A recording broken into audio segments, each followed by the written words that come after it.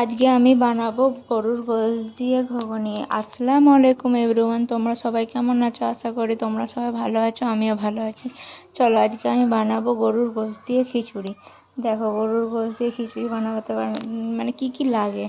প্রথমে দেখো আমি এখানে প্রেসার কুকার নিয়ে নিয়েছি, দিয়ে ভিজানো মটর যে ভিজিয়েছিলাম সেটা আমি 1 ঘন্টা আগে ভিজিয়েছিলাম, বেশি আগে ভেজাইনি। সেটা আমি এখন হালকা 2-3টে সিটি মেরে নেবো।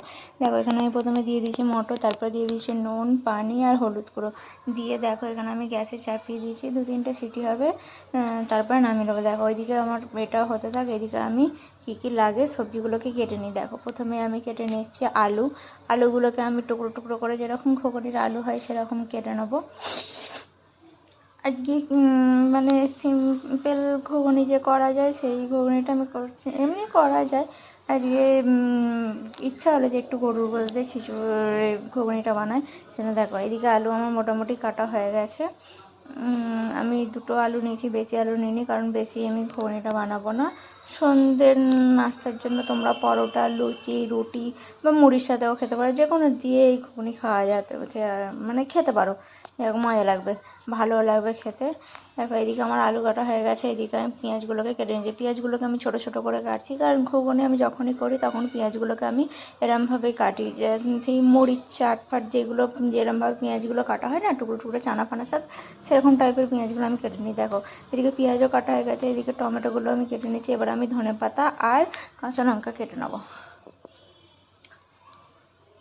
দেখো এদিকে ধনেপাতা, কাঁচা লঙ্কা কাটা হয়ে গেছে, মানে দেখতেই পাচ্ছ সবগুলো কাটা হয়ে গেছে। এদিকে আমার সবজি কাটতে কাটতে এদিকে আমার এটাও সিদ্ধ হয়ে গেছে। দেখতে পাচ্ছ মটরগুলোকে ভালোভাবে সিদ্ধ করে নিচ্ছি। আমি এগুলোকে না মানে সিদ্ধ করে নেওয়ার পর আমি এমনি ঘুগনি করলে এগুলোকে একটু মিহি টাইপের করে নিই, কিন্তু না এটা এবার আমি করবো না, কারণ অল্প আমি মটর দিচ্ছি, গোশ আলুর ফাঁকটা একটু বেশি দিচ্ছি, দিয়ে আমি এই ঘুগনিটা করছি। দেখো এখানে বলতে বলতে আমার এখানে কড়াও বসিয়ে দিয়েছি, কড়া বসিয়ে আমি তেলও দিয়ে দিয়েছি। তেলটা গরম হয়ে যাওয়ার পর আমি এখানে পেঁয়াজ দিয়ে দিয়েছি। পেঁয়াজটাকে আমি হালকা করে ভেজে নেবো, মানে পেঁয়াজগুলো আমি ছোটো ছোটো করে কুচিয়েছি না, এবার হালকা করে ভেজে নেবো। এতে আমি দিয়ে দেবো আদা রসুন বাটা 1 চামচ।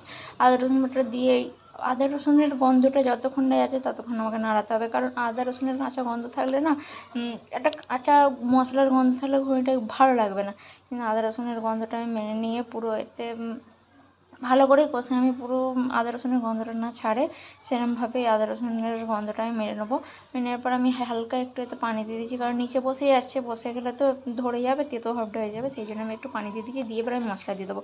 দেখো এখানে আমি মশলা দিচ্ছি নুন, হলুদ গুঁড়ো, সব পরিমাণ মতো। আমি হলুদ বেশিও দিচ্ছি না, আবার কমও দিচ্ছি না, কারণ আমি মটরে হলুদ দিয়েছি, দেখতে পেয়েছো।